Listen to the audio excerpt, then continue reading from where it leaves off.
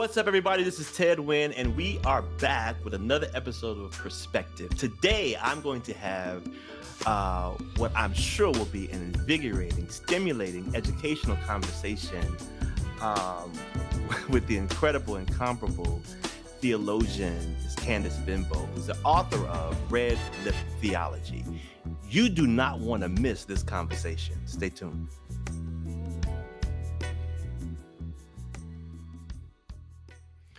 What's up, everybody? This is Ted Wynn, and I am here with Candice Benbow. It's been so long that I've seen your post. I've shared some of the things that you've said. I always do this in my intro. I want to talk about how I became aware of you. Okay. So somebody sent me.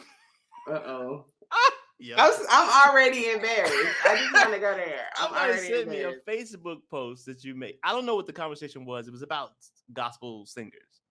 And you said something about Ted Wynn wanting smoke or not wanting smoke or something like that. And I was like, what is she talking about?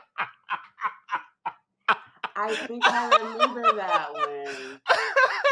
Because I think you had just put out something. And I said, he not playing.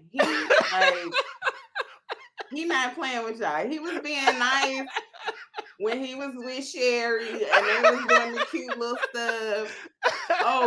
But he not playing with y'all. I do remember that. So that's when I was like, okay, this is interesting. So I started following your posts on Instagram, and I found them very interesting. I found them refreshing. I found them very forward thinking.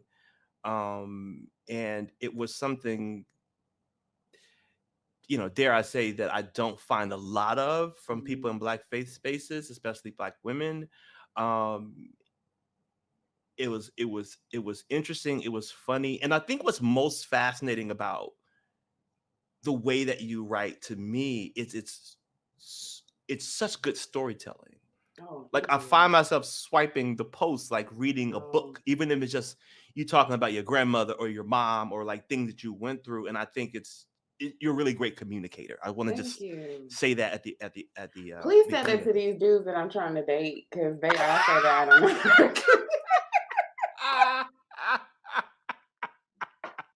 Well, I think you're a great communicator. I don't know what's up with them. So let's dive right into it. So I want to start with talking about your book. What inspired you to write Red Lip Theology? I think it's really what you just said. There came a point when I was looking at the landscape of Black religious criticism, and I was looking at the landscape particularly within Black Christendom, and I didn't hear and see a lot of perspectives like mine. And the painful truth, the painful reality is that too often we feel like if we have these questions, we're the only one, that nobody else is thinking this, and we are just crazy and alone in our thoughts. And the more that I kept writing and thinking publicly, the more people were like, no, like, I think these things too. I have these similar questions. And it really pushed me to say it matters to have the diversity of thought within a religious space. Because even if you don't land completely where I do, if you've been in church long enough and if you lived enough life, there has come a rub between what you believe and what you've been taught and what you know to be true, right? And so too often we journey in silence and we journey in silos. And I just really wanted to be honest about my own journey. I wanted to be honest about the journey that so many others are on. And say that first and foremost, it's okay to travel and it's okay to have the questions. It is. And that is beauty and freeing in and of itself. I think that's so important. And I think that what I love about the fact that you have written this book, if you don't have it, everybody who's listening or watching, please get the book. Thank you. Um, is that I don't know if we, in any kind of equal or equitable way, center the perspective of Black women in faith spaces. Mm. Yeah, I mean, to be very honest, we don't. Mhm, Um, and what's very different for me is that the the very few perspectives that we do have um, are women who are attached to men, whether they're their fathers, whether they are their mm, husbands, or whether they mhm, are ordained in churches and mhm, can be elevated in a certain kind of way, mhm, and here I am, like I'm not licensed or ordained, and that's intentional. mhm, And I am, I'm a member of a church, but I'm not in leadership in a way that holds me particularly accountable in the things that I say. mhm, And here I am, talking. And so mhm, too often, um, Black religious space, when you are talking about theology, when you're talking about spiritual formation, it is very much Black male led and Black male centered. And too often, the spaces that are given mainstream avenues have been co-signed by Black men, right? mhm, And so, I appreciate the ways that Rel theology and the work that I do challenges that and yeah, makes even more space for those who are coming behind me who have similar stories that like they're not waiting for. I'll be honest, if I had a daddy that was in ministry, if I was married to a preacher, if I was on a ministerial staff, mhm, relative theology as it is out would mhm, not be out, right? Like there, mm. like I remember when I dated dudes in ministry and would say stuff, they would be like, so you don't want me to get invited nowhere to preach, huh? Like you don't want me to get a revival nowhere, right? Like and it becomes this like pull and tug of like, Mm, and then I just was like, I don't have to be committed in those ways because men don't commit themselves in those ways. yeah, And so I do think that we have to be very honest about the fact that if Black women, and this is statistical fact, if Black women are the most religious demographic in America and the vast majority of Black women are Christian, what mhm, does it mean when they are not given room to lead theological conversations, to be, a forerunners of conversations around and thought around spiritual formation and development? Like mhm. we have to think very critically about that. So you said, man, before I want to drill down on that, but I do want to highlight this moment that I saw for you in Times Square. I think it was Times Square, where Mhm. you when you saw your book up. Yeah. Like, what was that? I mean, I know it was exciting. Like, I know people were like, what was that like? What, but like, yeah, what was that like for you when you saw the image of your book up in Times Square?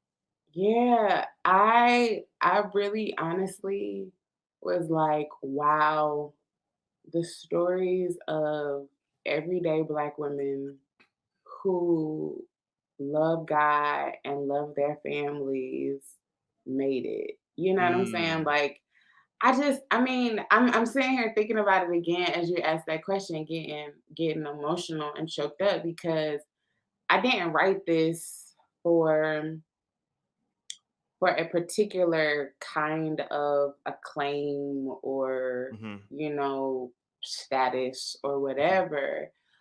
But like I wrote this for sisters who go to church mhm. and give everything that they have and cry on their way home, right? Mm, Who are, who got worship music on their at the ready at their yeah, house because yeah. they're trying to sometimes they gotta tap in and are trying to make sense of decisions that they've made and Mhm. implications of those decisions, decisions that were made for them, Mhm. and they feel like it's gotta be more to life and more to everything than this. Yeah. And to see that there, um, was one, I felt like a testament to them, Mhm. but it also was a beautiful confirmation, because my mom, and I talk about it in the book, told me that what I have to do was bigger than the four walls of the church. Mhm. Part of the reason, a large part of the reason that I'm not licensed or ordained is because my mama wasn't with it. And it wasn't because she wasn't, like it wasn't because she didn't love and believe in women preaching. Yeah. But she was just like, no, like what you're called to do is bigger than that. Yeah. And if you ascribe to and submit to that process, it becomes limited. And she's right, you know? Mhm. Mhm. And so when Pink on Random House hit me up and they were like, "Hey, your book was selected," and I was like, "What?" And then they sent me the pictures from the night Mhm. before, and I was like, "I gotta go and see it for myself." And Mhm. I went and there was this moment where I was just like, "I wish my mama was here." And then Yeah. there's this moment where I just was like, "She is," that Yes. like Yes. we embody their dreams. Yes. Yes. My mama used to say, God honors a mother's prayers beyond the grave. And I Mhm. put it on the back of her headstone because I wanted anybody who came to the cemetery to visit their mother, Yeah. if they glanced over there, I Yeah. wanted them to have that reminder. And I was in Times Square, and everything that has happened since then, and have been like, these are really the manifestations of her prayers for me. Yeah. And it has been and is beautiful to be loved and to have been loved in that way. Wow. Yeah, that's really beautiful.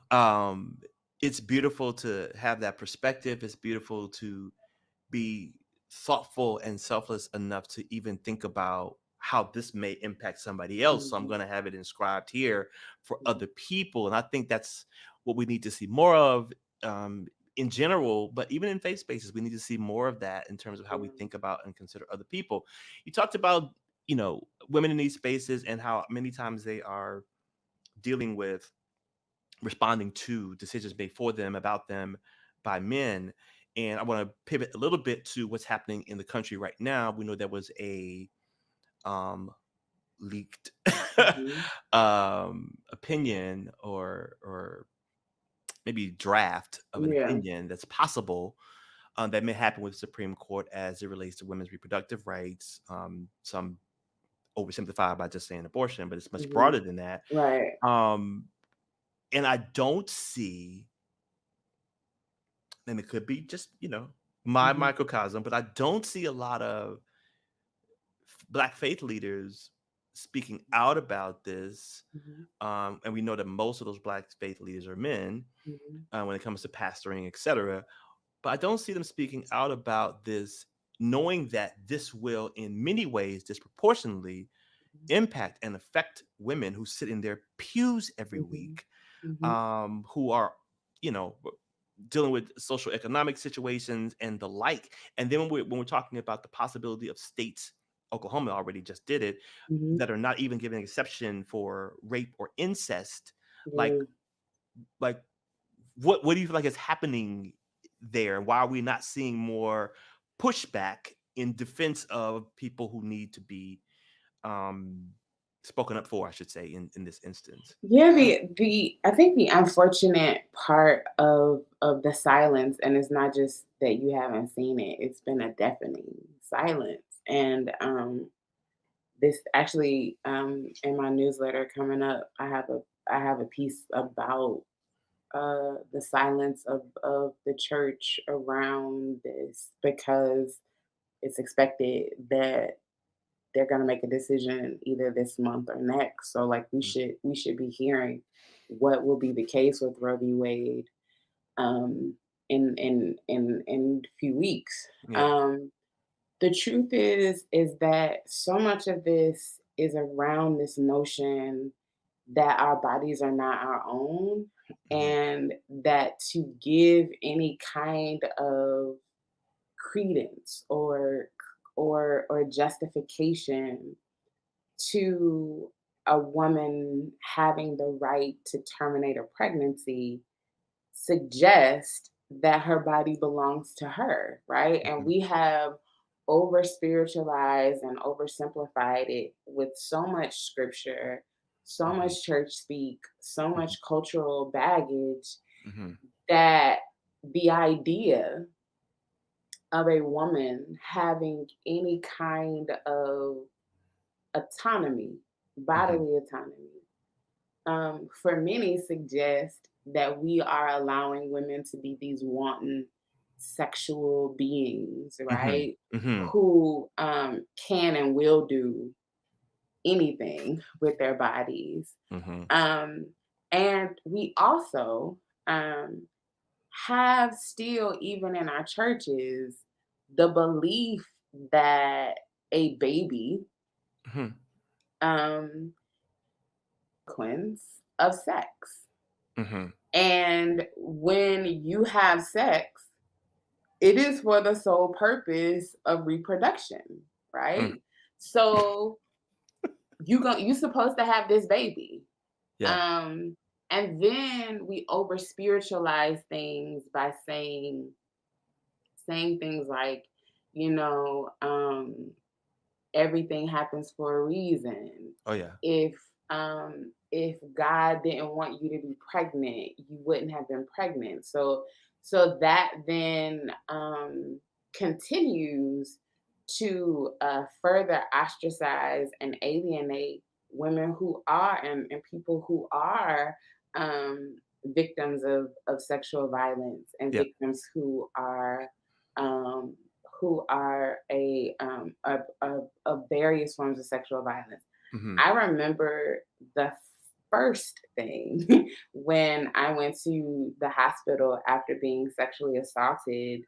Um, the first thing that they asked me was, "Did I want a Plan B pill? Did I Mhm. want to, And I said, "Yeah." Yeah. And I remember having this conversation. I did a support group. Mhm. I was a part of a survivor support group, and one of the women was so resistant and offended by me saying that.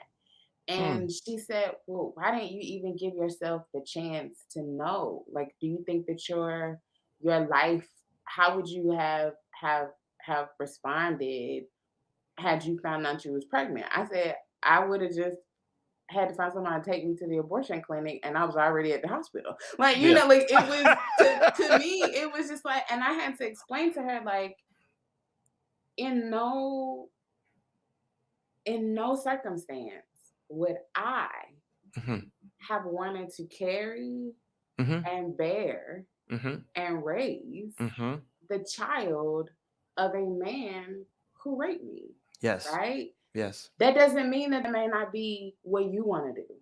Mhm. Sure. But for me, Mhm.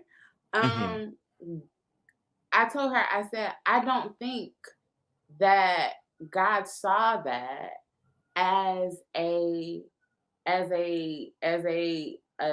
dismissal Mhm. of the quality of life, right? Mhm. And the value and the sanctity of life.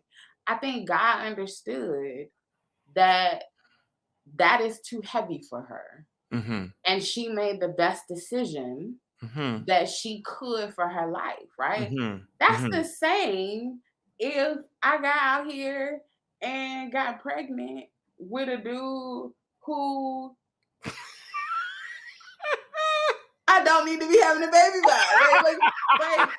The reality, the reality is that we don't come to, and here's the truth that many people don't, who've never been in these situations, don't Yeah. know. Yeah. We don't come to those decisions lightly, Sure. right? Sure. There were many times that I was like, whew, like, and as somebody who, to be honest, is 40 and is Mhm. pursuing motherhood Mhm. solo now, there Mhm. have been many times that I thought like, dang, like, well, what if I would have been, Mhm. you know, Mhm. Yeah, yeah. like I made the best decision at the time, Sure. but it doesn't mean that I don't think about it, right? Yeah. It doesn't mean that these decisions are not weighted. And Yes. the truth is that they're our decisions to make.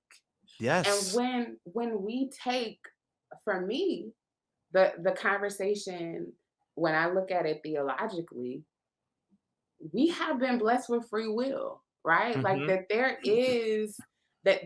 is God's ability and Mhm. offering to us. I talk Mhm. about that in the book of free will. That Mhm. like that free will is God's way, that God even trusts God's own word, right? Mhm. That Yeah. like, when the flood happened and Noah was and they came out the ark, God was like, all right, well, I ain't gonna do that again. Like y'all are a lot down there. I promise I ain't gonna do it again. Uh-huh. I might burn y'all up, but like what y'all do is what y'all do, right? Like Yeah. that's really what God says. One Yeah. of my favorite books that I read in seminary, and you should get it because it's amazing.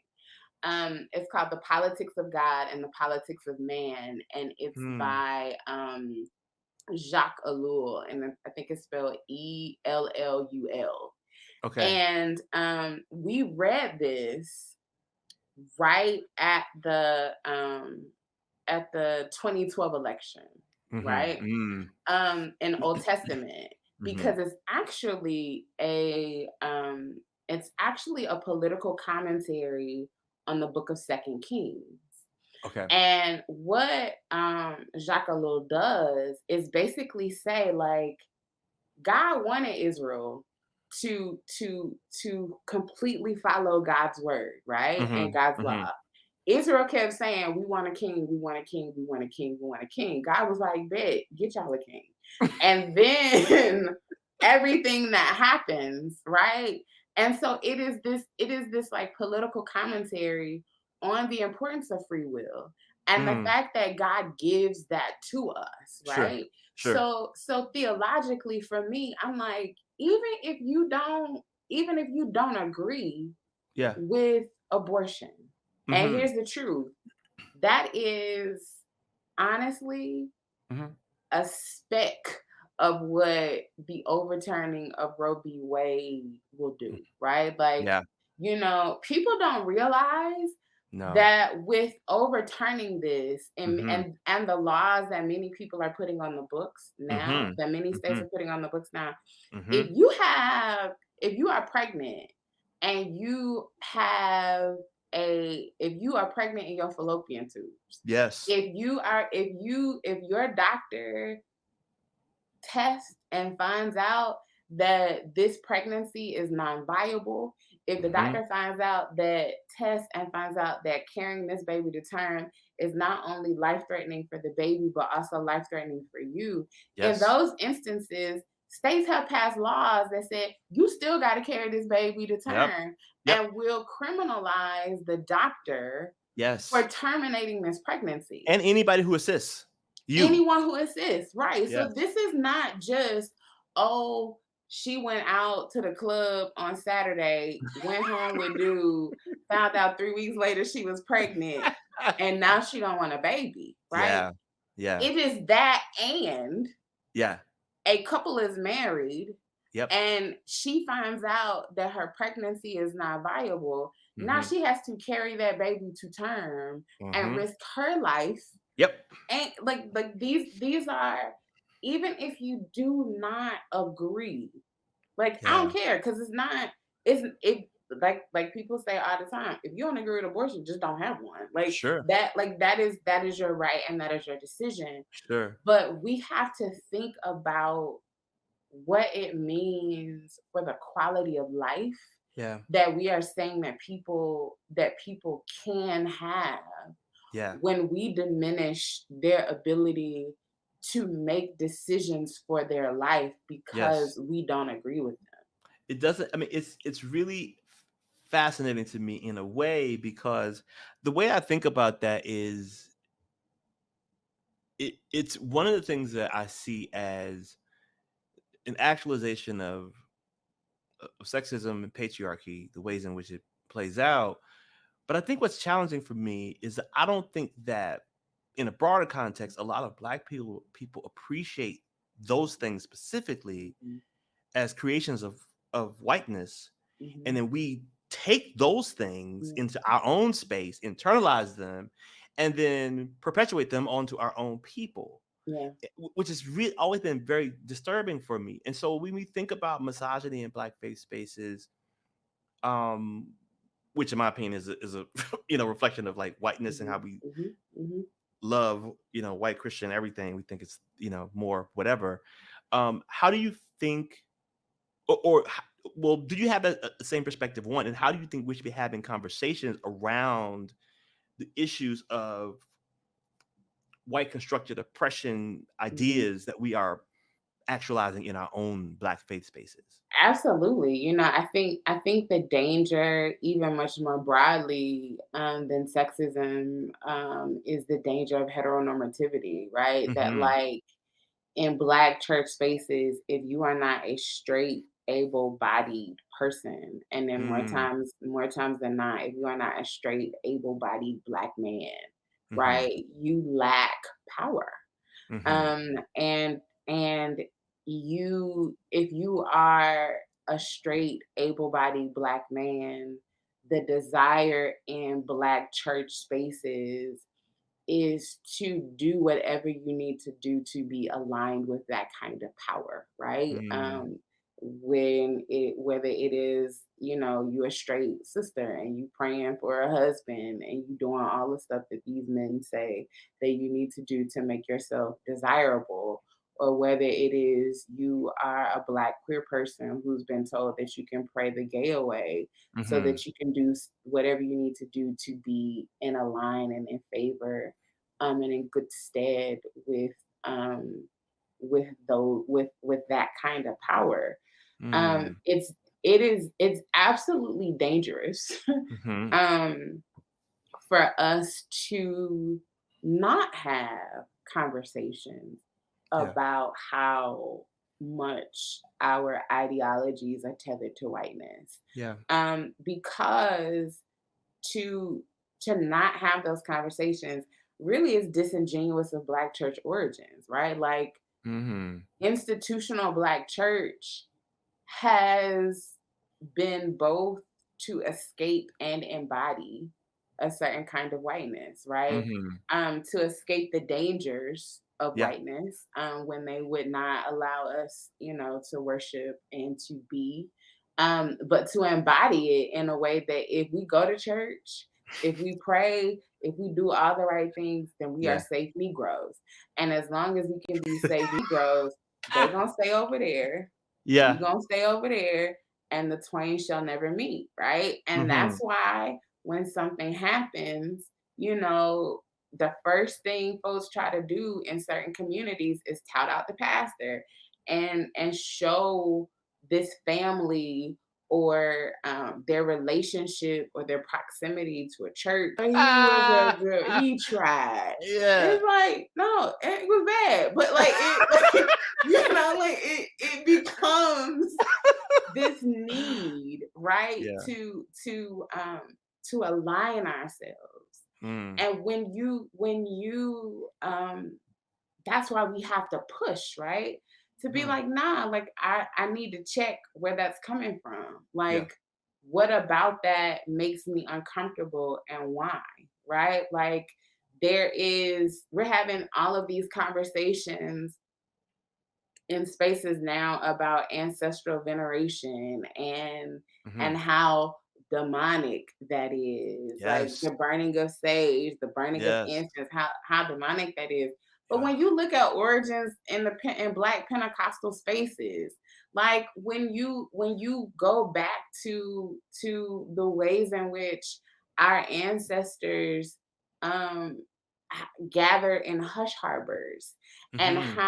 and how important the ancestors and the spirit was to their salvation and their safety, right? Yes. Like, why would we think that anything that is culturally true, right, Mhm. and that has cultural memory, then you add scripture. Like, we always keep talking about this great cloud of witnesses.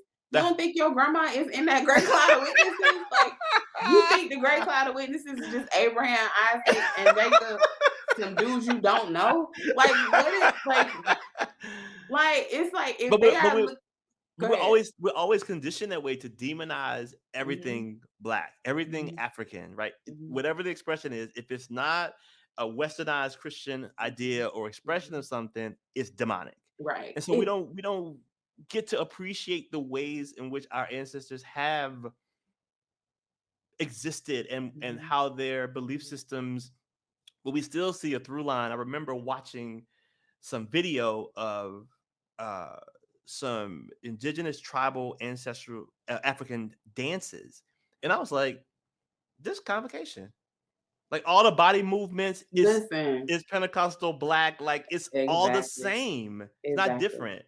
And I think that it is Exactly. problematic that we do disassociate ourselves. And I want to push the point a little more.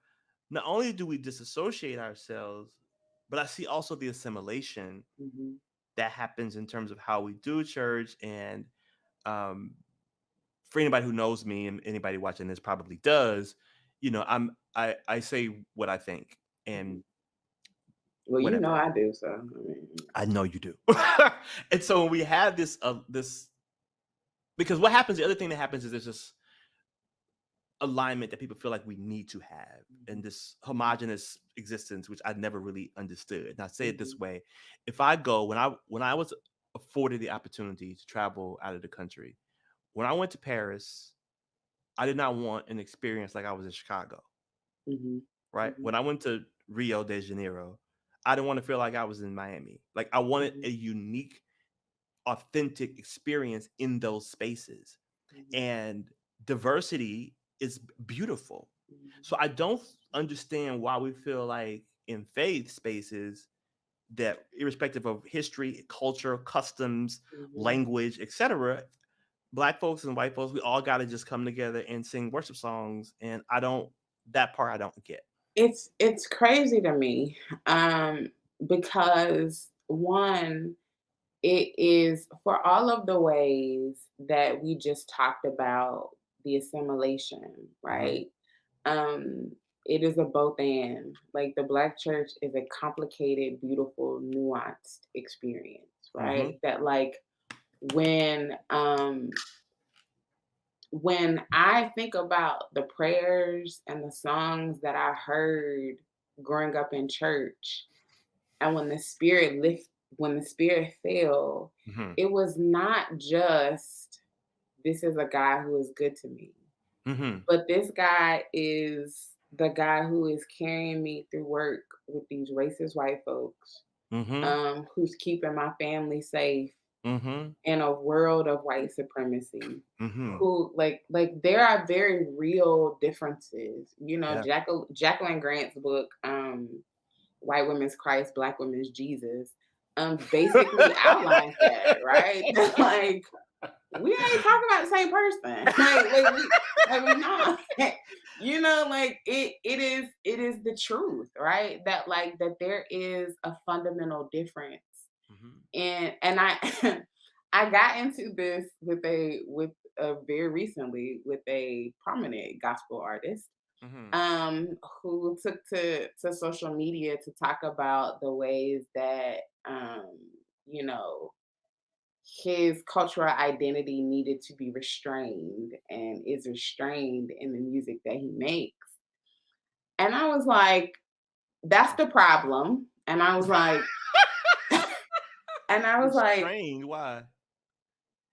because he apparently has been called to these bigger venues and places, right? And I'm Okay. like, so I go on this whole rant, and then I end it with, and that's on Alico Records, right? Because I'm like, at the end of the day, gospel music is black. Period. Like, I don't care how, like, and then his fans were in there telling me gospel music is about the gospel. It is not black. Okay, sis. Like, whatever. Like, whatever. Like, gospel music is black. It is. Like, there are ways of being and knowing in gospel music that everybody can't get, right? Like, Mhm. we can't, in any place where it's black church folks, Mhm. play I Shall Wear a Crown and see what happens. Play I Shall Wear a Crown and see what happens. Yeah. That whole place finna go up, Yeah. right? Like, play Total Praise Yeah. and see what happens, right? Like, and it's gonna be white people clapping off beat, looking around at us. Like, there is a knowing, right? Yo, so I used to sometimes I would go to sing at places and I may have, I have recorded music, but sometimes Mhm, I would be in a moment. I'm like, I'm not gonna sing, I'm gonna sing this song. So I'll tell them put me in A flat. And I would mhm. sing, I know the Lord. And it didn't matter what part of the Listen, country I was in. you Like see what just happened. You see what just happened. like and it's not just stylistically, Mhm, it's also the lyric of saying, I was down to my last dime and he stepped right in on time. And I know this is anecdotal, but I was in my mhm, car one night and I was, let me see what's happening over here. So I put on the Fish, which is, mhm, for people who don't know, it's a white Christian music station, mhm, a network of stations. mhm, And the song was about, God is awesome. God made the trees and the mountains and, mhm, mhm, whatever. mhm, So mhm. then I immediately turned to the FM gospel station, and I promise the man was like, I was down to my last dime, and Jesus stepped in, and I just burst out laughing in the car, and I was like, because every artistic expression Mhm, is a reflection of the lived experiences of that person or those mhm, people, right? mhm, So we mhm. can't talk about gospel music, which is an actual creation of black people, for people in Yes, the whoever the yes, people were, they were saying whatever they were saying stupid. Like, yeah, literally exactly. black folks created the art form. You probably, Mhm. but these people talking don't know who Thomas Dorsey is. Listen, They don't know who Albertina Walker is. They don't know Sally listen, Martin. They don't know Willie yeah, Mae Ford Smith. They don't know yeah,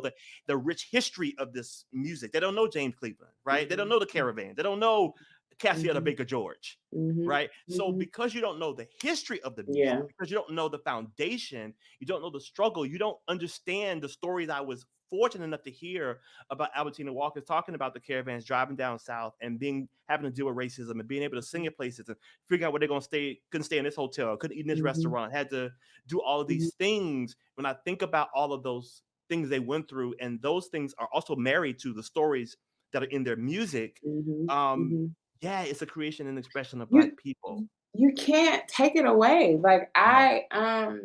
I my grandmother had a stroke and she was in the hospital, Mm, and she's in her rehab facility now. And when I mm, came, she listens to she listens to the gospel radio station, and it was so funny because she's the one who told me that, as she calls them, Mary was doing the verses with BB and CC. She told me about it, and it was the ah, funniest thing. yeah. But I turned on the radio station when I was in there with her, and down through the years, the Lord has been good to me. Came on, Woohoo. and she cannot feel. She at the time she had no feeling on the left side of her body, but Mm, that right foot was tapping. yeah. It was tapping. And I remember sitting there getting full. Mm-hmm. And then I got in my car, turned on the radio, and Marvin Winans and Perfected Praise came on singing Jesus Saves. Yes, And I yes. just had to get off. of the exit, and I was at a Dunkin' Donut parking lot crying. Yeah. Because I began to think about what I grew up seeing. Yeah. I began to think about the ways that, like, I watched my grandmama pray, I watched my Mhm. mama pray, and now Mhm. that's the life that I have. Mhm. And so much of our experiences Mhm. are Mhm. connected to this music. And when we deny the cultural relevancy of our faith, Mhm. we deny so much, right? Mhm. Like there have been times, I think I talked about it in the book. One time I was sick, it was right after I had gotten COVID. And Mhm. I was in my apartment. It was before I moved to Georgia, and I said, Jesus, Mama, and Yemaya. I said, Mhm. I know y'all ain't ever been called on together, but I need all three of y'all to come see about me. Yeah. There have been times where, even since my mom passed, and even before then, when my grandfather passed in 2000, I would dream about them, Mhm. and the dreams were in real time, Mhm. right? Like Mhm. the truth is that our ancestors come and see about us, Mhm. right? Like Mhm. my grandmother, one of my friends who's a preacher, went to go see my grandmother in the hospital.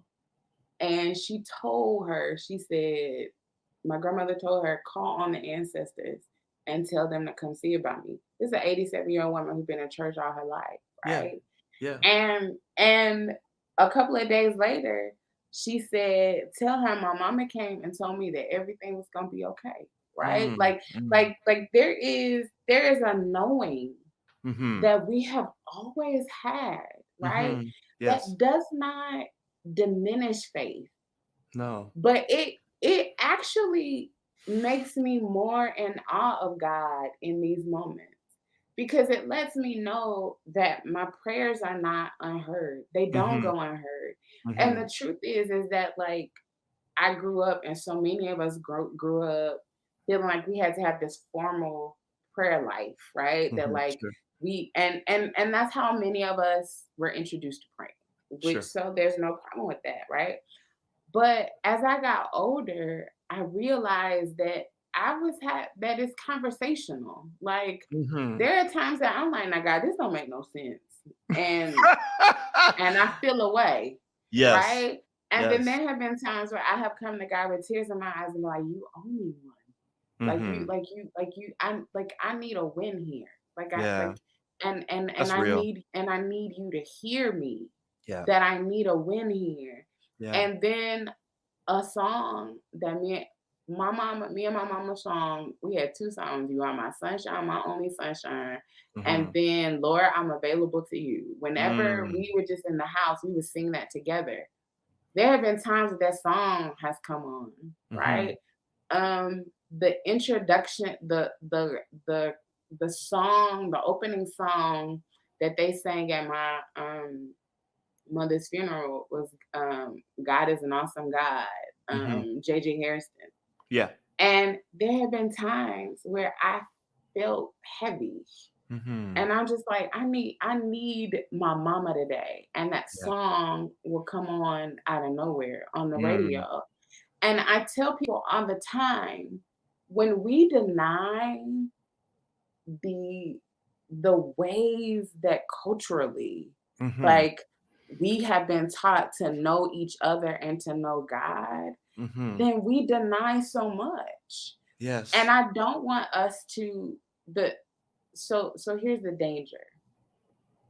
We're now in a moment where so much of that, particularly of my generation and of Gen Z, is being embraced, but to the detriment of the church.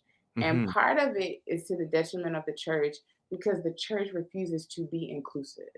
The Mhm. church refuses to acknowledge that, like, as my homeboy said, how we gonna keep shouting over the scripture, behold, I'm gonna do a new thing, and then we don't want to do nothing new, right? Like, like we like, what does that even mean, right? Like, why have we not begun to challenge?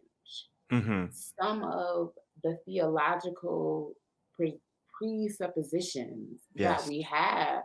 And Yes. too often, so many preachers say that their congregations or people aren't ready for it, right? Like I know it's one of my mother's friends, one of my grandmother's friends, who's in her mid 90s, Mhm. and she has a trans great grandchild, Mhm. and she uses they them pronouns. This is Mhm. a 95-year-old woman. And she said to me, I'll never forget, she said it to me. She said, I don't understand none of this. And she did her hand just like that. She said, I don't understand none of this. But I know that I love my baby. Yeah. And if they gonna have to face hate in the world, they're not gonna come in my house and face it too. Mm. Right?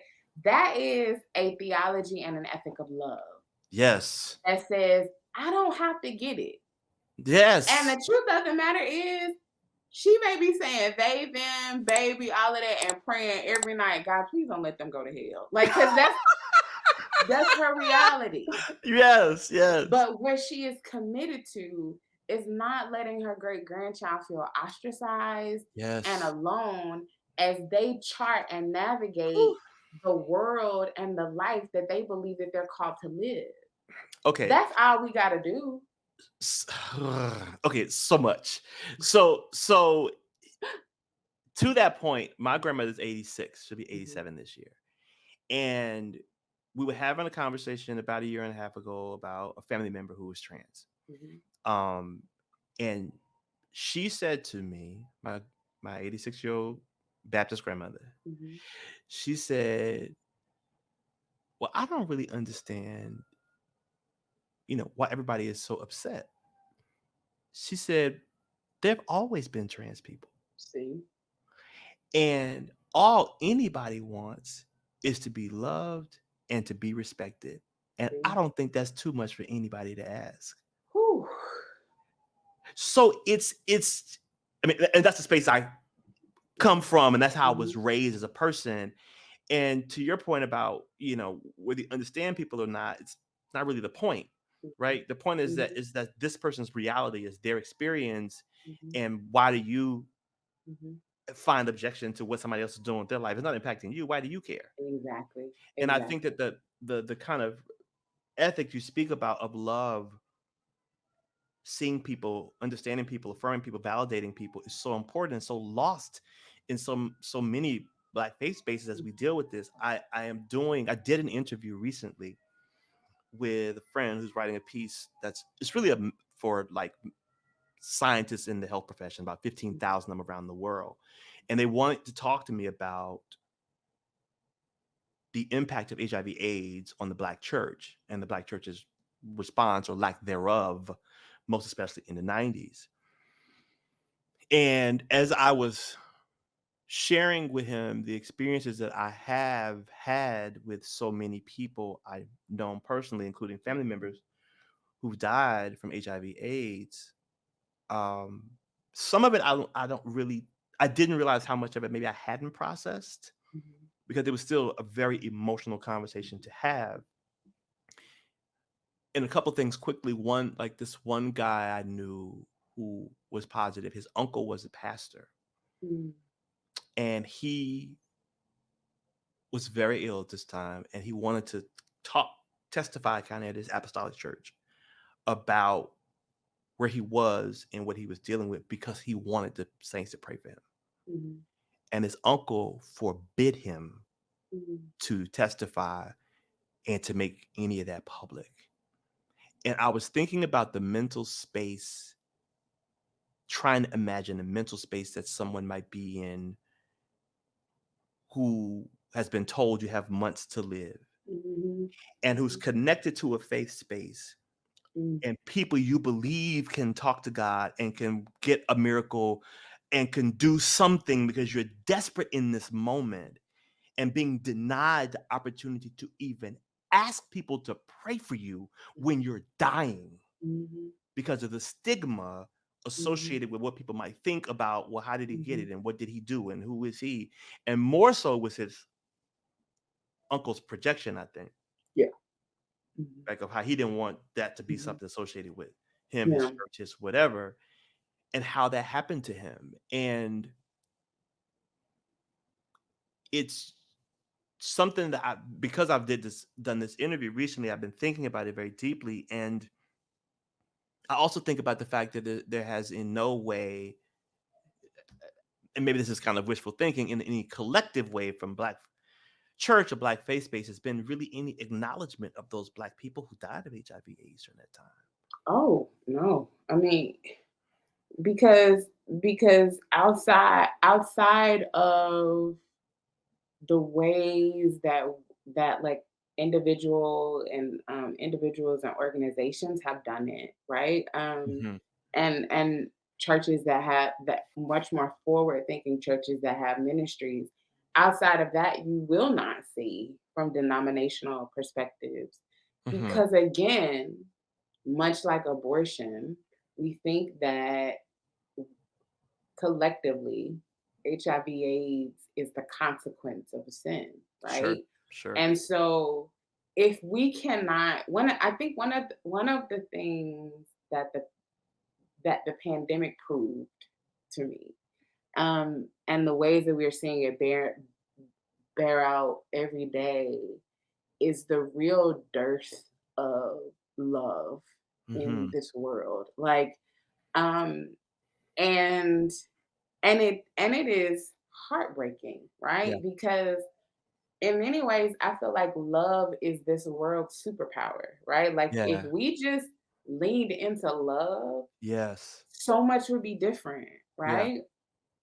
But it's even harder when the one place mhm, that professes to be founded mhm, and ground in a transformational love ethic, right? mhm, Like this is the church literally is God wanted to be so near to us mhm, that God wrapped God's self in flesh and mhm, came into the world. mhm, And when Jesus is born, mhm, everything changes, mhm, right? That like the arc of scripture is about how much God loves us yeah, and that we are to live our lives not only in gratitude for, but mhm, in service to that love. mhm, And the one place that should be abounding in love is the one place that so many people cannot find it. yeah. And then So is there love there? so it the unfortunate truth is it depends on who you ask. And Mm. what I will always say is that I cannot ever um answer that question for anybody other than myself, right? Mhm, mhm, And the fact that the answer to the question, is there love in the church, is it depends on who you ask. The fact that that is the answer is proof the church has not done its job, sure, right? yeah, Like if we look at like Jesus, and I know that we have a theology, we have a perspective of faith that says Jesus was born to die, right? Like we mhm, sing songs about Jesus. There literally is a song, Born to Die, right? mhm, Like that there and mhm, that it is what we celebrate. But the truth is that Jesus came to show us how to do life together, right? mm, Like there is nobody, when we look at scripture, there is nobody that Jesus encountered, right? mhm, That he did not make their lives better yeah, despite whatever they were doing mhm, before he encountered them. yeah, And then there's scriptures that tell us these ain't even everybody that he came in contact with, yeah, right? These Yeah. ain't all the people he healed. These ain't all the people he delivered, Yeah. right? And we don't even know the side conversations, right? Mhm. We don't even know the people who were there Mhm. when he said, "He who is without sin cast the first stone," that walked away and went and stood behind the building Mhm. and watched how he treated her and Mhm. decided from that moment forward they were going to be different people, Yeah. right? Like Yeah. we like there's a truth about how who Jesus is should inform who we are to the bare bones, that how I treat you, you actually should come, you should be better if you have to walk away from me, if you But have to leave me. it just doesn't there's so many instances where it doesn't happen, and I have Mhm, such a problem with the framing of love in terms of how people say it. And I posted about this a while back because people say, "I love you unconditionally," or they talk about mhm, unconditional love, and I'm like, "What does that even mean?" mhm, Like, mhm, there is no love with condition. mhm, So love is mhm, inherently unconditional. mhm, So mhm, if you're saying, and this is a hard pill for some people to swallow, that you love me, then you love me without condition. mm, So I'm just like, what are we actually saying? mm, So it's not like mm, if you meet a certain, you know, network, if you live in a certain way, if you exist in a certain way, then I love you. If you are cis het, mhm, normal, whatever, married one time, you don't have children by different women, like all these qualifiers that people mhm, add, mhm. then I love you. Right. Well, no, I don't know what that is. That's really you love an idea of me Yeah. Oh, that that's works for it. you, That's but you it. don't really love me You because don't you love love me. me. You love me however I show up. My mother Listen. loves me decisions I made that were good and some that was like, what? Mm, But she didn't say right. I I love don't you love less you. more. Right. I love you less. Like it's so funny that it shifted here because the second book is about love. Mm. And what was so funny was I started because I was like, I'm writing about relationships because I'm tired of these dudes coming out here telling women what they need to do. And the more I kept writing my thoughts and what I Mhm, was thinking through, it was not just about love in this like relational form. It wasn't just about erotic love.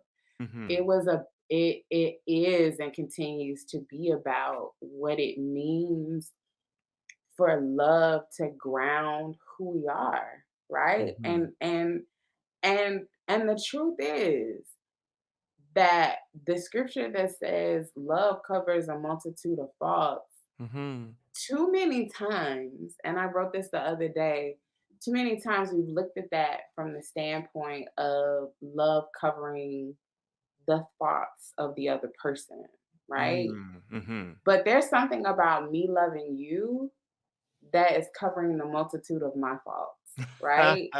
Like Yeah, there's something about me loving you and me extending the grace to you mhm, to be who you are yeah, that gives me the mirror that says I don't get it right every day, yeah, and yet I get to bask in the glow of new mercies. And mhm, I get to try to be different every day, mhm, right? mhm, I get mhm. to hold you and myself accountable to our higher selves. Yes, Like it's not just love covering your faults.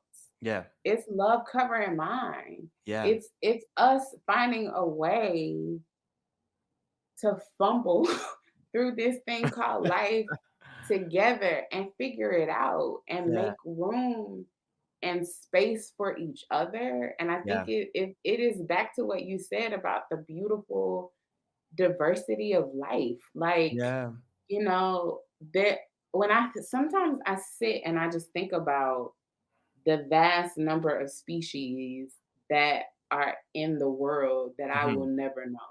mhm, Like ecology mhm, is crazy to It me, is. right? Like, Yes. and I have like one of the reasons why I moved to Georgia was because I wanna farm. Mhm. And I have the beginnings of my own garden, because my granddaddy was a farmer and he taught me stuff. Yeah. And like continuing to read about like make sure you don't put these seeds beside each other because if they cross pollinate, you're gonna get this whole nother vegetable that is a cross between and you're like, wait, like so like I can unintentionally grow something else Mhm. from two seeds that really ain't never had no business being by each other, but they Mhm. can find a way to each other and they can grow, right? Mhm. The Mhm. fact that like the fact that they'll tell you don't put this on that side because even the roots underneath of Yes. both of them can agitate the soil to Yes. the point where everything else can be messed up. So you got Yes. to have these things yards away from each other so Yes. that it don't even agitate the soil. If God was that creative is literally lack of Mhm. a word. Yeah, yeah. That this is the world that we live in. Mhm. How you gonna tell me that it's only two ways to live and two ways to be?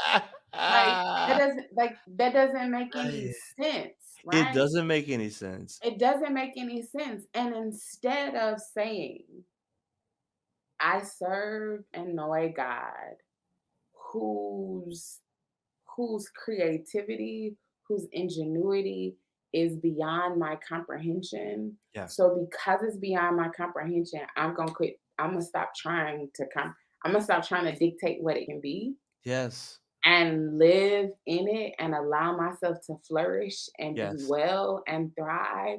Like that is so much of a freer, fuller life to me. It is, and it's less it's less toxic, it's Mhm, less, mhm, mhm, invasive as relates to other mhm, people's mhm. life and what they're doing. I wanna this is a hard pivot, just so everybody will be like, Okay. "Why is he talking how he get there?" Don't worry about it. There was an instance that happened, I wanna talk to you I know we're gonna have a lot of time left, but I wanna talk to you about this because I want your take. And I'm not asking you to speak for people you don't know. Mhm, Maybe I am. There was a gentleman a lot of people know, the name Kevin Samuels, who passed away recently, mhm, and, there's a lot of conversations that happened after he passed. mhm. And I'm curious as to what do you think informed the Black women who went to his page or wherever he was having these conversations where, in my estimation, he was spewing a lot of Mhm, misogynoir and a lot of toxicity and a lot of berating Black women, which I found mhm. objectionable. But why do you think women were calling in? Yeah, a lot of it, I mean, is grounded in this idea that if that that we have no real understanding of what we need to be and who we need to be in order to get the our desired outcome, right? And Mm, so there are so many sisters who um, desire partnership. They want to be mhm, married. They want mhm. to they want to be loved, right? Yeah. And so many people have played on that, right? Mhm, From pastors to relationship gurus who who tell women, right, all of these things that are wrong with them or mhm, all of these things that they need to do. And in a very odd way, it justifies their singleness.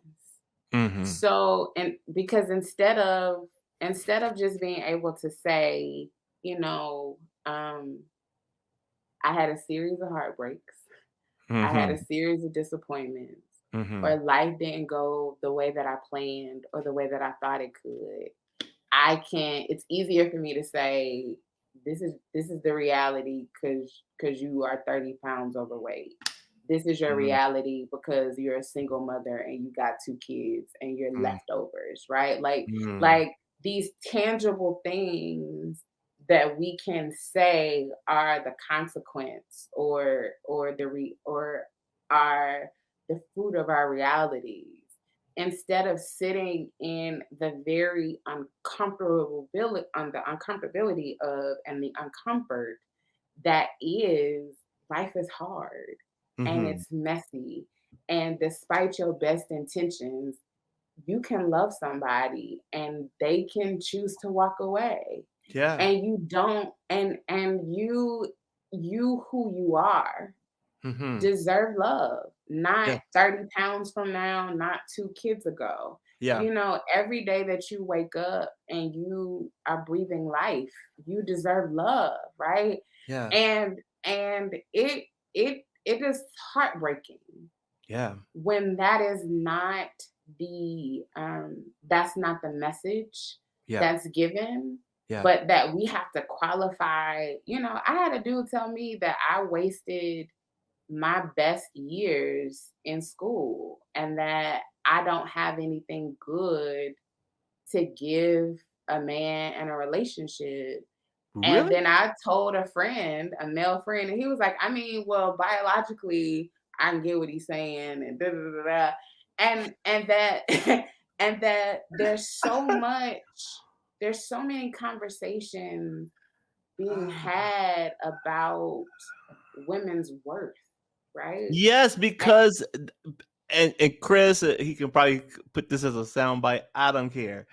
I've said it before. I will say it again. I don't want to get into overgeneralizations, mhm, but a lot, and I say this because I know them because they're my friends because I read stuff. A lot of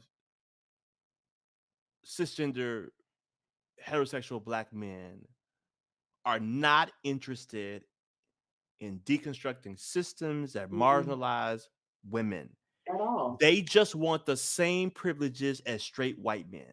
I mean, exactly. Period. It was so funny because a few years ago on Very Smart Brothers, Damon Young wrote this piece that said black men are the white men of black people, and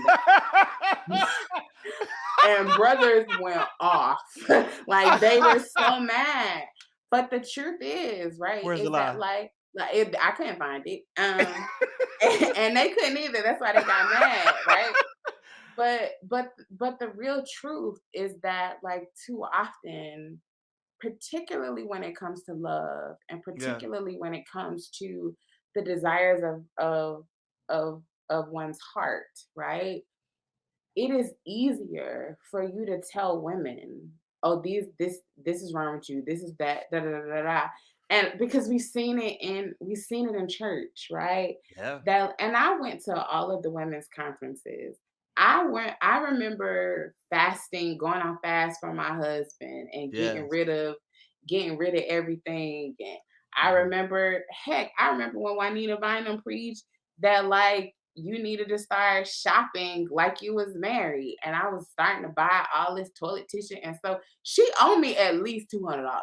Like, I mean, like I remember buying all of this stuff and What does that mean? Shop like you're married? Like shop for 2 people? yeah, like because when you and this is in a lot of Pentecostal spaces when it comes to black women, like so I'm gonna tell you, and I don't know how this is gonna happen, and I'm gonna have to I don't know how this happens, but like my dream interview, not even an interview, my Mhm. dream conversation, I'm gonna put it out there is Bishop Jake Mhm. because Woman Thou Art Loosed really shifted a lot of women's ministry and thought around relationships Mhm.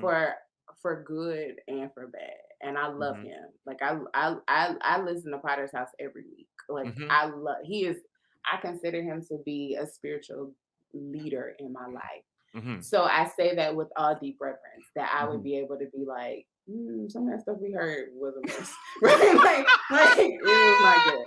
Right, but like, but I also remembered that there was something also that I heard too that was about the value of prizing myself, right? Yeah. And remembering that I was the prize and that I Mhm, am the prize, right? mhm. And so when there are folks like Kevin Samuels, and I'm actually glad that you asked me that because I have not been able to articulate what his death meant to me Mhm.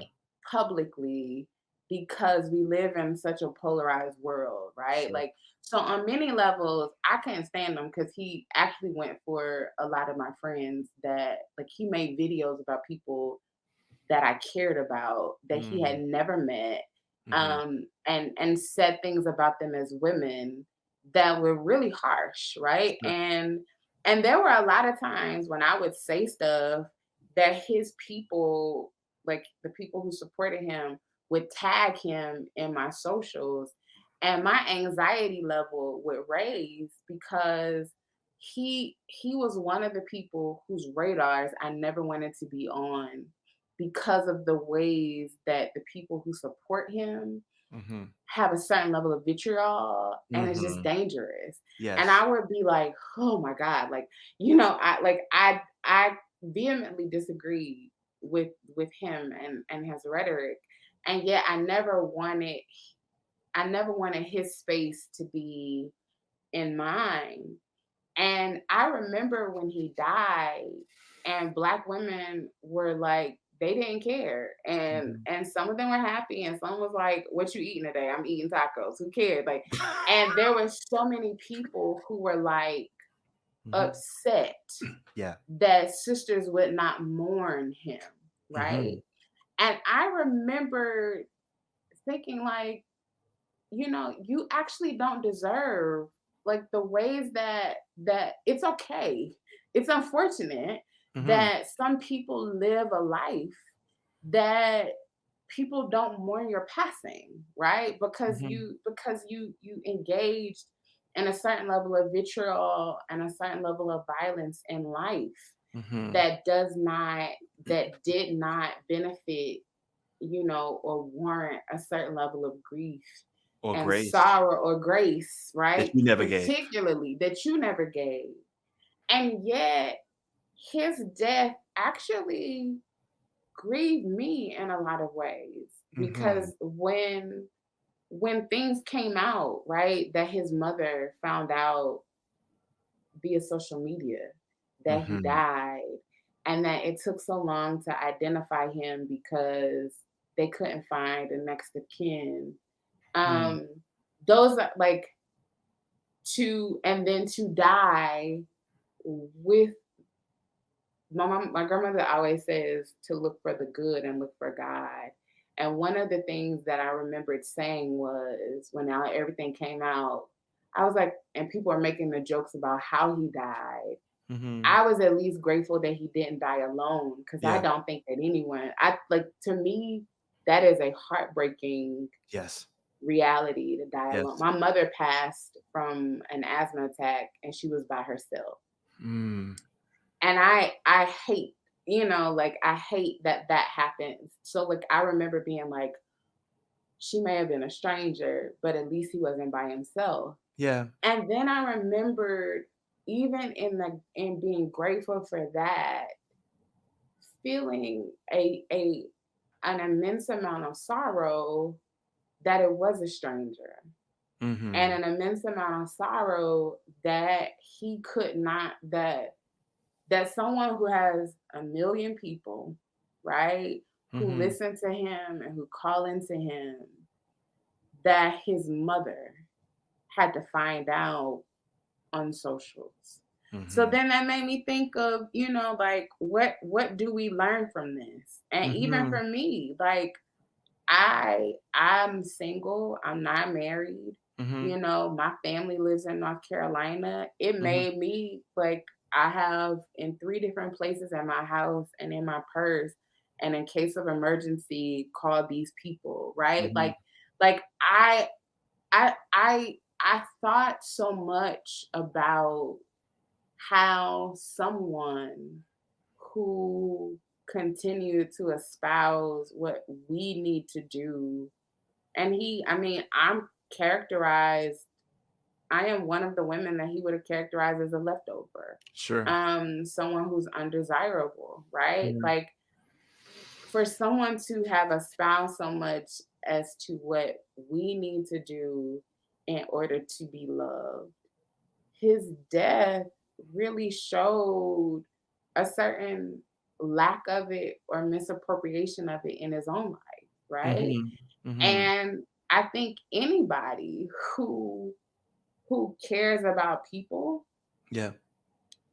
grieves that, right? Like, Yeah. to me it became like I'm never somebody that, like, when when when people die, I'm not ever gonna be somebody, even if I hate them, Mhm. that is gonna have too much discourse about their death. Well, One, because go I'm ahead. sorry, go ahead. No, no, go No, ahead. I will never do that because that's a way we all gotta go. Yeah. And two, somebody somewhere is heartbroken Yeah. that they're gone. Like, and so I will never do that. But at the same time, I don't knock or judge people who have been wounded by a certain person who in the wake or the immediacy of their death take that opportunity to speak about that woundedness.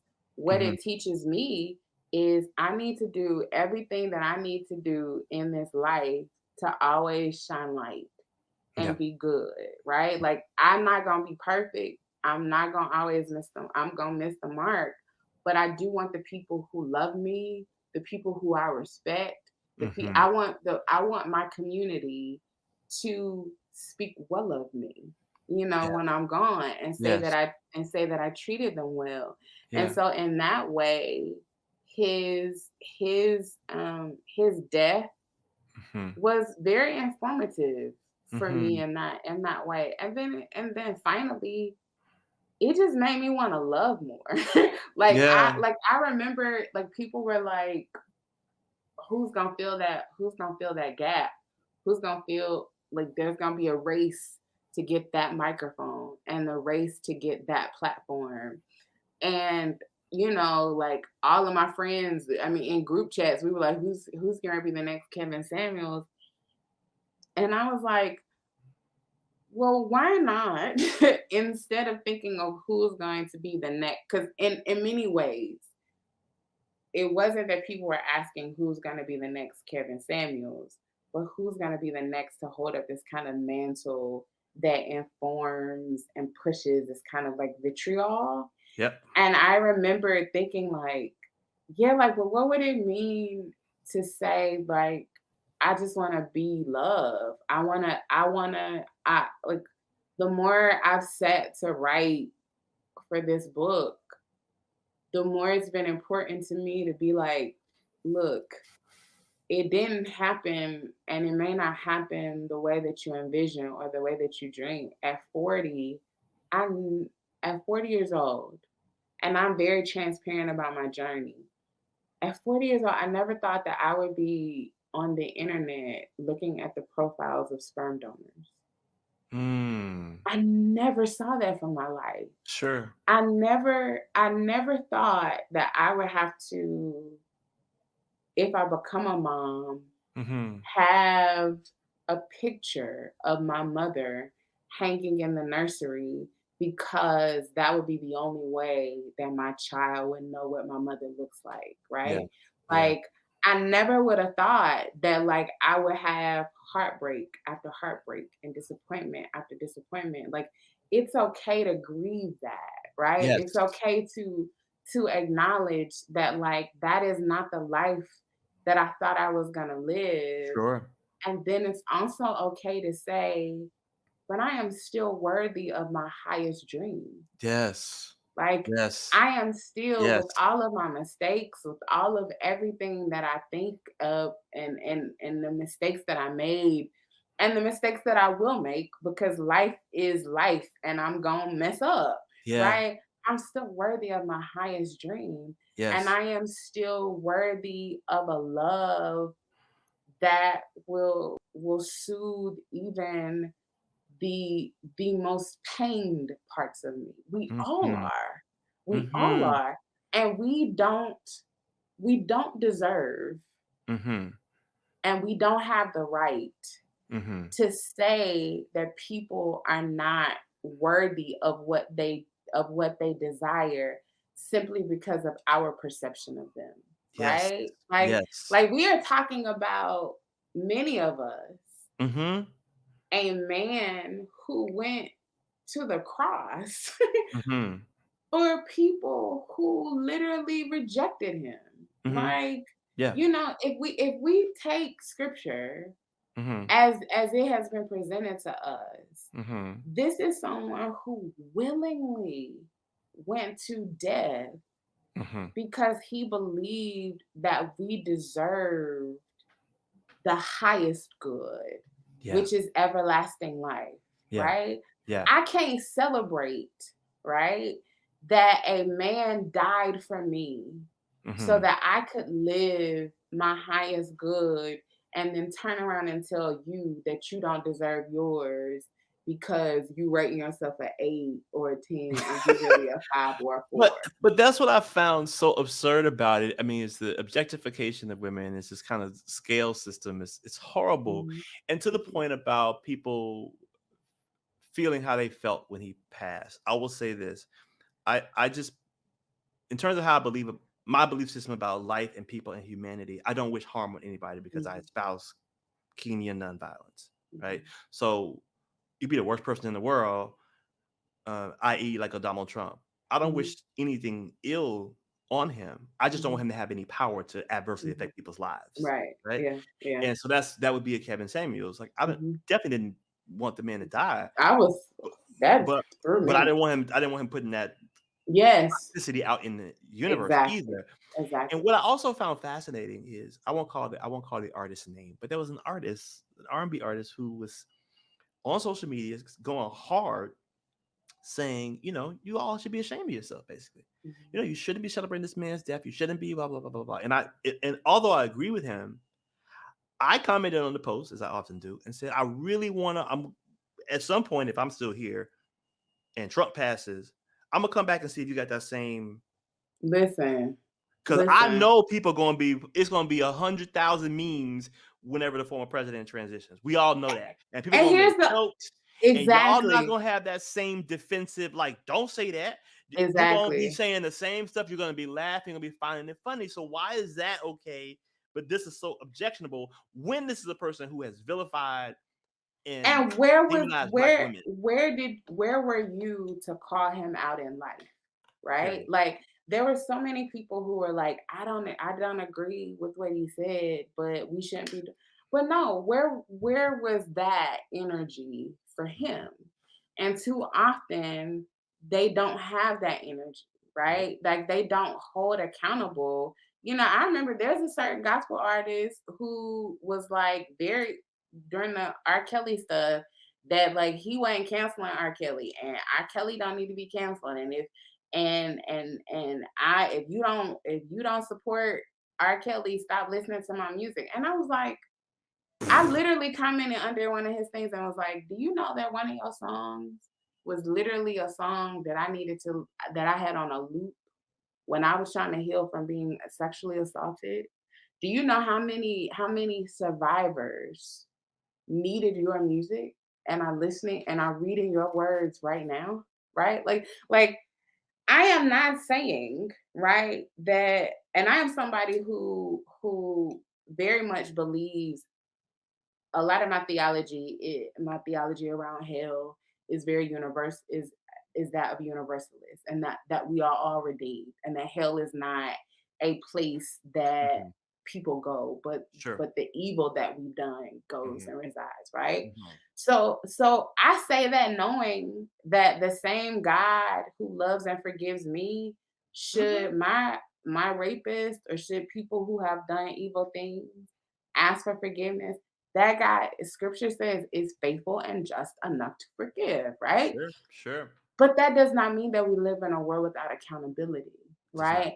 And it doesn't mean that that our actions don't have implications. Yes. And when we dismiss or diminish those implications, what we're really doing is lengthening the harm, right? Mhm. And we are reopening and perpetuating old wounds, and we're Mhm. telling people that the space, because trauma and pain reshape you, Yes. right? Like Like, there physiologically, like your Physi brain. literally, like, I am like, Yeah. part of the book, like, there's this whole section on heartbreak, Mhm. and I'm talking about, like, the studies that talk about how our bodies are reshaped. Yep. Our hearts are like, there is actually broken heart syndrome, right? Yep. Like that is a physical diagnosis.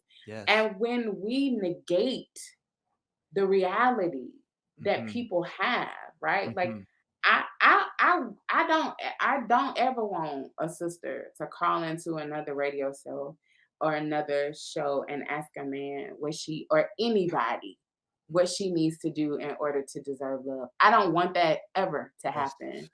But Yes. I'm not going to sit here and say that I don't know the level of pain, Mhm. the level of hopelessness, Mhm. and the deep longing that Mhm. informs those kinds of calls. Yes. And instead of a love and a grace and a mercy that extends to cover and to work and to heal that, to Mhm. say, sis, like, if he don't ever come, like, you can grieve that, but you're still whole, Yes. right?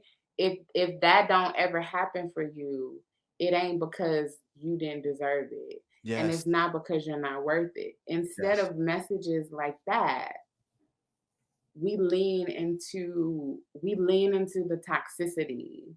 of of what is what, as I said earlier, is this profound lack of love and of grace and of just sheer compassion, Yes. and so I hope, whatever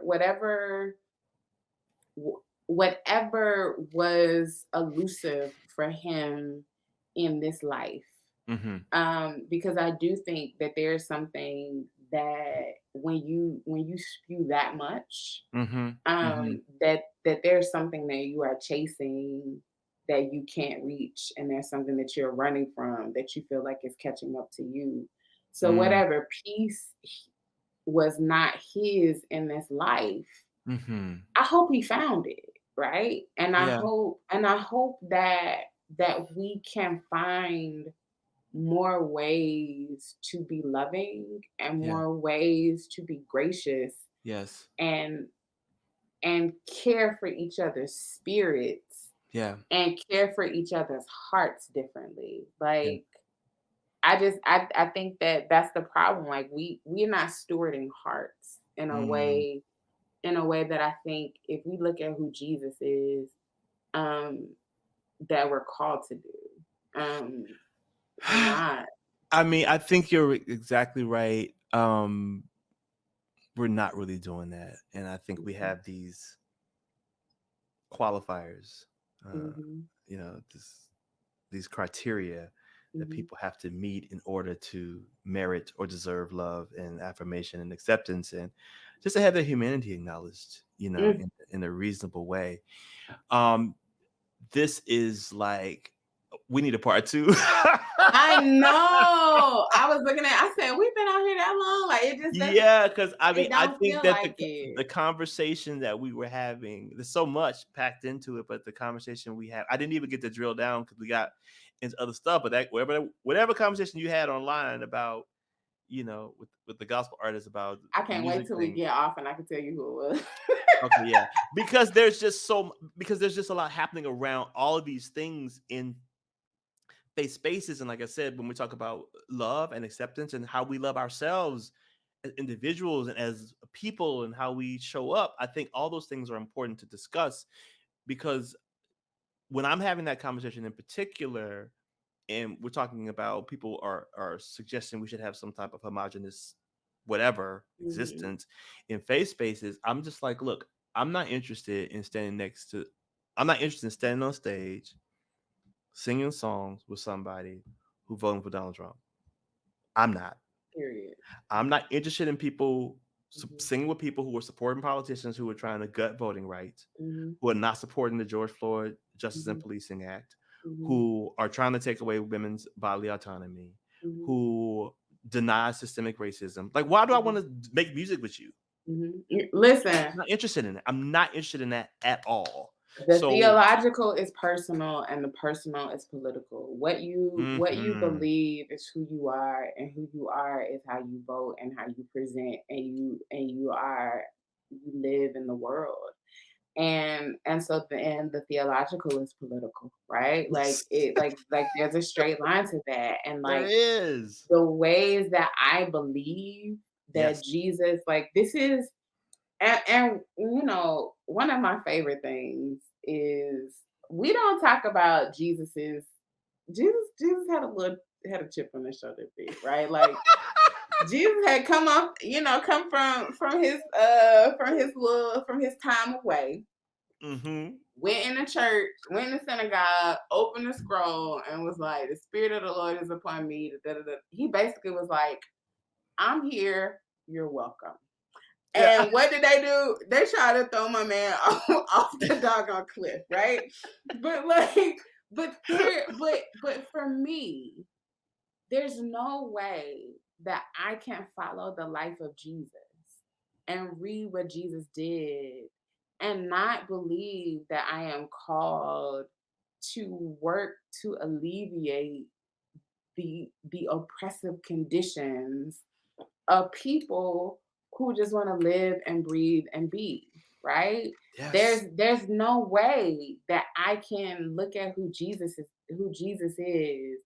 and how Jesus lived and say more restrictions, more legalities. Like this is a man who Uh, in many ways was a fugitive, right? Like yes. he lived a life of fugitivity. Yeah. And I hope, even I would love for you and some of your friends this music month to talk about that, because I will say that I do think that, and we didn't, there definitely has to be a part two, because I think that the ways that Mhm.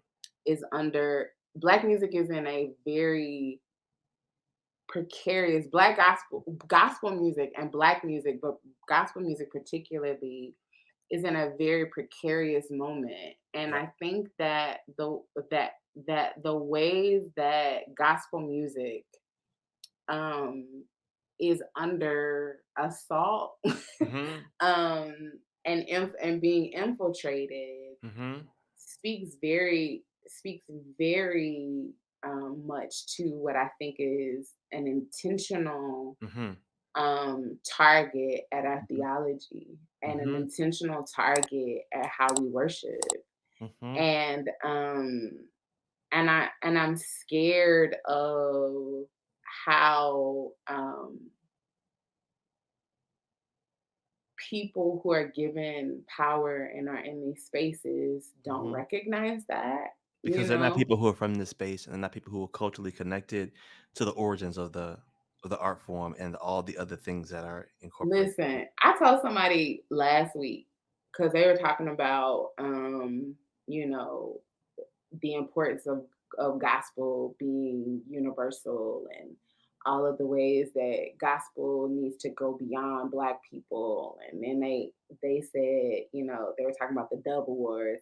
And I Mhm. was like, oh, you mean the same double wars that went and aired Kirk Franklin's performance um 2 years ago, when he, after George Floyd died? I was like, them Yes. same white folk, like you talking about them, like let's be very clear here. And I was like, Yeah. and everybody loved Kurt Franklin. And Yeah. if them white folks was like, what you not gonna do is get up here and tell us in Jesus' name how racist we still are. Yeah. Like, if if that is not the space that we're in, right? The danger becomes that if a Kirk Franklin, Yes, sir. right, cannot have the space on Dove Awards to say this is what Black people in America are confronted with, and if we say that we name the name of Jesus, then Hmm. all of us need to be concerned about that. Hmm. Then it matters to me that we're gonna have a generation that will know Maverick City, but they won't know Thomas Dorsey. That Yeah. I got a problem with that, Yeah. right? Like Yeah. I got a problem with, that version of Revelation 19:1 that ain't got no oil. And I remember being in church. I remember being in church and that song could literally, Oh, like would shout us, right? Like, yes. but Yes. there is something about the ways that, like, even us moving away from choirs, But we always assimilate to whiteness, like in like, these, like it's like a thing. I'm just like, yo, like, what didn't we create when it comes to music? Like, there's no gospel, there's no blues, there's no hip listen, hop, there's no jazz, there's no R&B, there's no listen, ragtime, listen, there's none of that without us. And so I don't understand why we feel like we need to listen. water down our own expression in order to bring more people For in, or whatever for you said, the other people thing, who for don't people care about who you. don't care, like I told, like, who don't care about us and who went No. on Twitter and TikTok to tell us they don't wash their legs. Like, I don't understand how y'all, like, I told somebody that the other day. I said, how do you listen to people who literally get on social media and tell us they don't bathe every day? Like, ain't no way in the world I'm taking I'm taking any kind of ideology from people who don't wash their behinds. Like, it just, that don't make no sense to me. But even more than that, like, Uh, these people kill us with impunity. impunity. And Period. then when we say stop killing us, Hmm. all we get is, I mean, well, If you on had just, Thursday, right? On Thursday, we're gonna put up these black squares on Instagram, and then that's gonna clear up everything, right? Like, yeah. or the ways that they will say, like, that this person, they will find the worst thing that we have ever done in our life that Hmm. now somehow justifies what Yeah. was done to us. Yes. And it was the music. Yes. You know what I'm saying? It was like, the fact that there are ways of going back to those ways of being and knowing, peace be Hmm. still, right? Hmm. Precious Lord, right? Hmm. That, like, the ways that we sing hymns in the Hmm. cross, like the ways that we know ourselves Yes. and can harken back to a time Yeah. that was that is this through line Yes. of our faith Yes. that But took us from all of these different moments and all of these different realities to where we are now, and then to get here. but when you're And talking about, you want me to share this with the same people who are killing me. I cannot do that. and with the Bethel pastor, I don't know his name, who compared Planned Parenthood to the KKK. Like, that's what we're Like, talking about. We're so talking we about talking your about people who ain't even smart. no, and who are completely disconnected from our experience, who are not trying to understand Mhm, it. I mhm, say mhm, this before I wear this shirt that I have made because of the song I have coming out. So mhm, how do I as a man understand sexism and the impact of mhm, patriarchy? It's not my lived experience. But what did I mhm, do? I was interested in understanding it. So I mhm, sat and with women and I mhm, listened to them and I tried to understand and be empathetic to their experiences so I could be informed. Why? Because I care about them. Because mhm, my mother's a black woman, my grandmother, mhm, my great mhm, grandmother, my mhm, sisters, my mhm, nieces, my aunts, my cousins. And mhm, because I love them, I want to understand what's happening. mhm, So when you really love people, when you Ooh, really are concerned about people, when you really want to see change and be a say part that. of it, you will Say that. sit with those people in those Say spaces that. and you will listen and you will learn. But Yeah. they don't do that because they Mm, don't care. So I yeah. could give a damn about singing a song with Right. somebody who doesn't care about Yeah. me living or dying and the inequities that my people are experiencing on a daily Daily basis. basis. Y'all Yeah. can have it. Yeah. I mean, listen. Pass the plate and tell me where the church Yo, punch is. we gotta do part two. We gotta wrap. We do. I gotta be on Sirius XM in 2 minutes. Bye. Sorry, they're gonna be looking at me crazy. This is Everybody, so good. this is my conversation with Candice Benbow. I'm not surprised at what this was because I already knew what Yeah. it was gonna be because I Yeah. already just Mhm. watching the things that she says, reading the things that she's saying, Thank you. and the way that she's very forward thinking and progressive and smart and nuanced in very Thank you. important ways. I knew this was going to be a great exchange. My producers are going crazy too. I They're loving know. I this. see but it. I really want to thank you Thank for you. sharing Thank you. your life's experience, some of your life experiences, and the very personal parts of your life in terms of the things that happened with your mom and your grandmother. And I know these are very personal things, and so I appreciate your vulnerability and just being able to share those or wanting to share those, your willingness to share those with the listeners. Because I know that it will impact people, and I know y'all. This has been gumbo. We've been all over the place, We have, but it's been but good. hey, it It's been has been good. good, and we will do this again very soon. Thank you, everybody, for listening, for watching. This is Perspective with Ted Wynn. My guest today has been the incomparable Thank you. Miss Candice Benbow. Please, please, please get her book, Thank you. Red Lip Theology. It will be a blessing and insightful for you Thank as a you. reader. We'll Thank catch y'all you. next time. Peace.